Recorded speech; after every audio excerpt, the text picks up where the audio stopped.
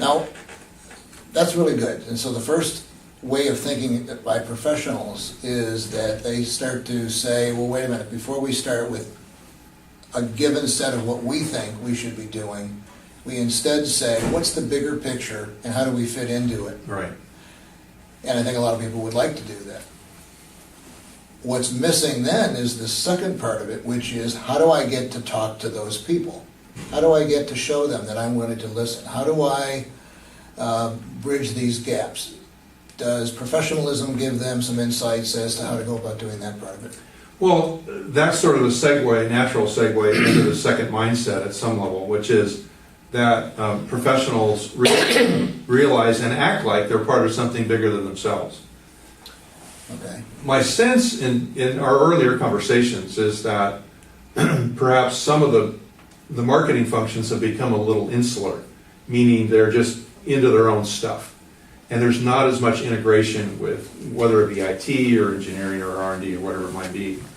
And when that occurs, then they're not being part of something bigger. And if they could really, the marketing function I think becomes far more robust when they can see themselves as central.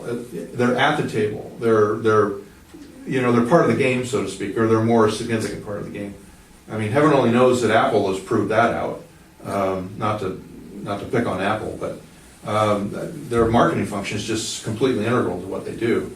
So I think that one of the first steps from the CMO level is to recognize that and to have a serious conversation with their president or their CEO or whatever about wanting to make that type of a bridge, make that kind of a jump into having a far more significant role.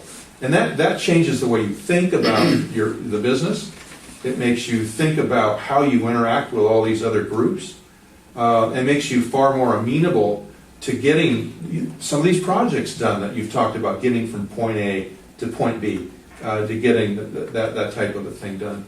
And there may be new things, when you really think about it, new projects, new priorities that might come as a result of that. So I think it changes your thinking. Okay. That's great. That's very helpful. Now, say I am the CMO and I listened to what you just said and I said, this makes a lot of sense. I can kind of see how I'd like to proceed that way.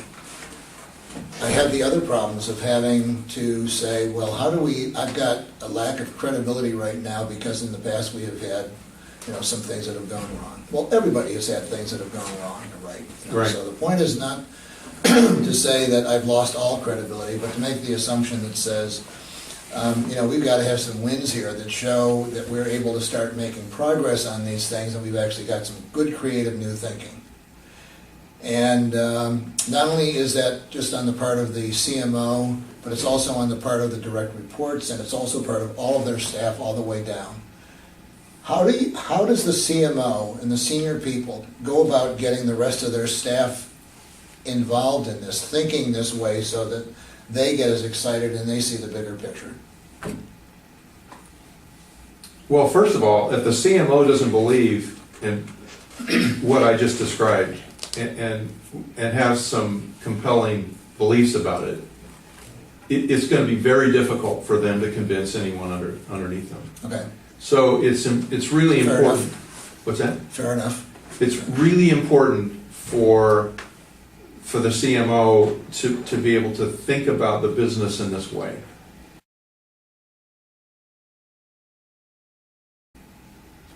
I'm going to give you a chance to hold up the book.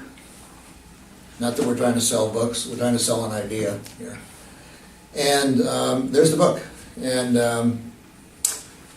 I myself am convinced that it's the kind of thinking that can go in and can make a big difference in the way that marketers think. Let's go back and take a look back at the first three problems.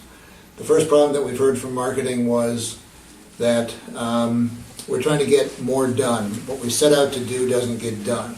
And what we've just talked about is the fact that when you give people you evoke in them that aren't we supposed to be getting something bigger done here?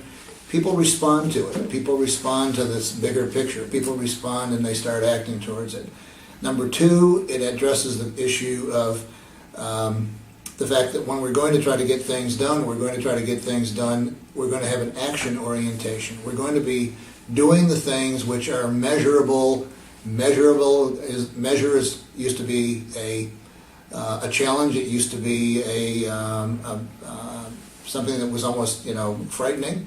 And we would say, well, you can't do it, and we can't afford it, and we haven't got the time, and nobody knows how. And now we're saying, I want to be measured, because it's a different kind of a thing. We're trying to show people, and we're trying to learn from it. So it becomes a different way of seeing approaching these first two problems. And the last one is credibility will follow.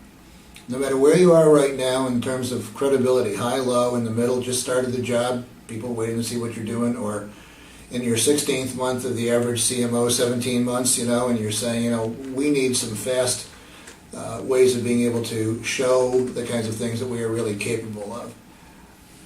My reading and my discussions with you guys and with Bill over a long period of time shows that this really is something which should be considered by you in order to be able to help with these kind of issues. Buy the book, Power of Professionalism, William Wiersma. It's on Amazon. Or you can give me a call at, I'm Michael Kelly at Techtel Corporation. We'll have that on a screen right after this. And I can either put you in touch with Bill, or we can have this discussion about how do you go about doing this and bringing it inside your organization and be able to achieve the kinds of things that professionalism can unleash. Thanks. Good talking to you.